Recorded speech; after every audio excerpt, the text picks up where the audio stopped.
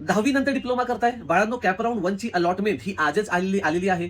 आता तुमच्या समोर 3 पर्याय आहेत. सगळ्यात पहिल्यांदा ऑटो फ्रीज, सेल्फ फ्रीज आणि बेटरमेंट. बाळांनो, तिसरा पर्याय खूप महत्वाचा आहे आणि हा पर्याय प्रत्येक विद्यार्थ्याने वापरायचाच.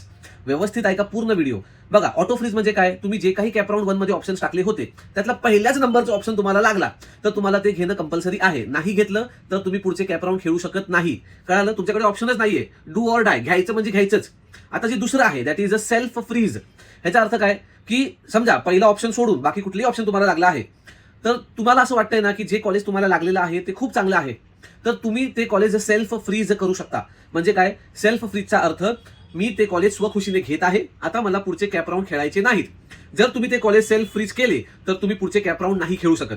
कळालं? आणि तुम्हाला 18 तारखेपर्यंत त्या कॉलेजमध्ये जाऊन ओरिजिनल डॉक्युमेंट सबमिट करायचे आहेत. त्या कॉलेजची जी काही फीज आहे ती भरावी लागेल. कळतंय का? हे सगळं तुम्हाला 18 जुलैपर्यंत करायचं आहे. आता बाळांनो, तिसरा ऑप्शन जो सर्वात महत्वाचा आहे आणि प्रत्येक विद्यार्थ्याने ह्याला घ्यावं. तिसरा ऑप्शन हा आहे बेटरमेंट. बेटरमेंटचा अर्थ काय? मला जे बेटरमेंटचं व्यवस्थित समजून घ्या यार. बेटरमेंटचा अर्थ काय? मला जे कॉलेज लागलेलं आहे पहिला नंबरचा ऑप्शन सोडून मला जे कॉलेज लागलेलं आहे ते कॉलेज मला नाही आवडलं, मला दुसरं चांगलं कॉलेज पाहिजे आहे, तर तुम्ही बेटरमेंटचा ऑप्शन सिलेक्ट करा. आता बेटरमेंटचा ऑप्शन तुम्ही सिलेक्ट केला तर ह्याचे तुम्हाला फायदे सांगतो काय आहेत. बेटरमेंटचा ऑप्शन सिलेक्ट केल्यानंतर आता तुम्हाला त्या कॉलेजला जायची गरज नाहीये. बेटरमेंटचा ऑप्शन सिलेक्ट करा, 1000 रुपये भरा, त्या कॉलेजला जायची गरज नाही आणि तुम्ही कॅपराऊंड 2 खेळू शकता. आता समजा कॅपराऊंड 2 ला तुम्हाला एखादं कॉलेज नाही लागलं तर कॅपराऊंड 1 ला जे तुम्हाला कॉलेज लागलं होतं ना ते कॉलेज तुम्हाला परत रिटेन होतं, म्हणजे ते कॉलेज तुम्हाला परत भेटतं. म्हणून मी तुम्हाला सांगतो बेटरमेंटचा ऑप्शन सिलेक्ट करा, कॅपराऊंड 2 खेळा. कॅपराऊंड 2 खेळताना आता तेवढेच कॉलेजेस टाकायचे जे कॉलेजेस आता सध्या तुम्हाला लागलेल्या कॉलेजपेक्षा चांगले असले पाहिजेत. म्हणजे एकदम सोप्या भाषेमध्ये कॅपराऊंड 1 ला समजा तुम्हाला वॅगनर गाडी लागली, सोपं, कुठल्या कॉलेजला कम्पेअर नाही करत, तर कॅपराऊंड 2 ला तुम्ही काय टाकायचं? BMW, Mercedes, Audi. कळालं? आता कॅपराऊंड 2 ला समजा तुम्हाला ह्यातलं काहीच लागलं नाही तर तुम्हाला वॅगनर परत भेटणार.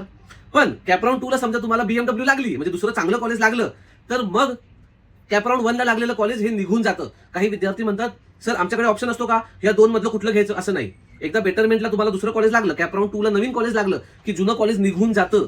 तर बाळांनो, ही खूप महत्वाची बातमी आहे आणि प्रत्येक डिप्लोमाच्या विद्यार्थ्याला हे कळवा.